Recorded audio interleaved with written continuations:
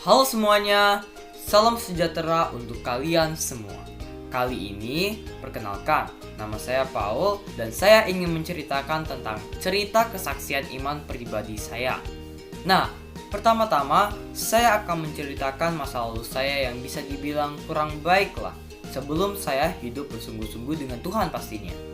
Jadi, sebelum saya hidup bersungguh-sungguh dengan Tuhan, saya selalu jarang berdoa, suka mencari alasan agar tidak ke gereja, dan tidak memedulikan khotbah atau firman Tuhan yang dijelaskan di gereja.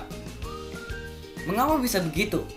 Itu dikarenakan saya tidak merasakan bahwa firman Tuhan itu penting dan hanya membosankan, serta tidak mengerti apa inti maksud dari khotbah tersebut.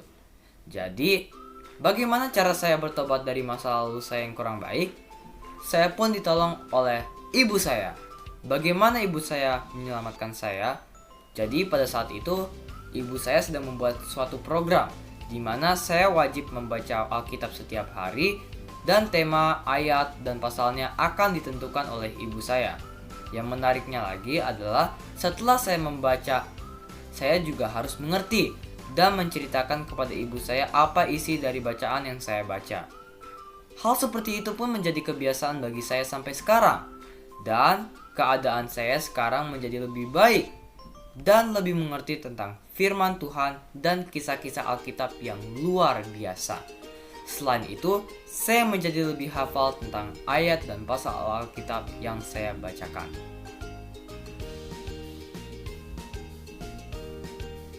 Nah, sekarang saya akan membahas buku yang paling berdampak bagi hidup saya. Apalagi kalau bukan Alkitab. Saya mempunyai 3 manfaat yang paling berdampak bagi hidup saya.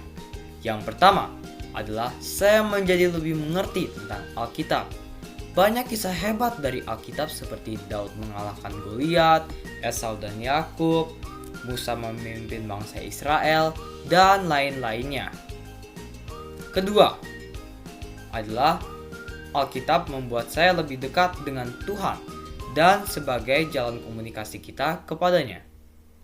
Ketiga, saya dapat lebih melayani Allah dan memuliakan nama Tuhan. Sekarang, saya akan membahas salah satu ayat Alkitab yang menjadi pegangan hidup saya, yaitu Yeremia pasal 29 ayat ke-11. Ayat ini ditulis oleh Yeremia kepada umat Tuhan di saat kesusahan, yaitu di pembuangan di Babel sebagai tawanan. Tetapi dia percaya bahwa Tuhan akan memberikan dia masa depan yang penuh dengan harapan.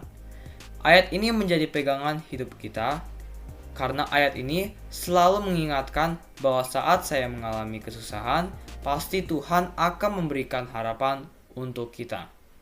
Nah, sekarang saya akan memberikan 2 alasan kenapa kita harus percaya kepada Alkitab adalah firman Allah. Menurut saya, Alkitab ini sudah ditulis sejak zaman dahulu dan isinya sampai sekarang tidak beda sedikit pun. Kedua, Alkitab sudah mentransformasi hidup banyak orang di dunia ini. Sebagai bukti, seperti Alkitab merupakan buku yang paling banyak dibaca. Itu saja dari video saya kali ini. Terima kasih sudah mendengarkan. Tuhan Yesus memberkati.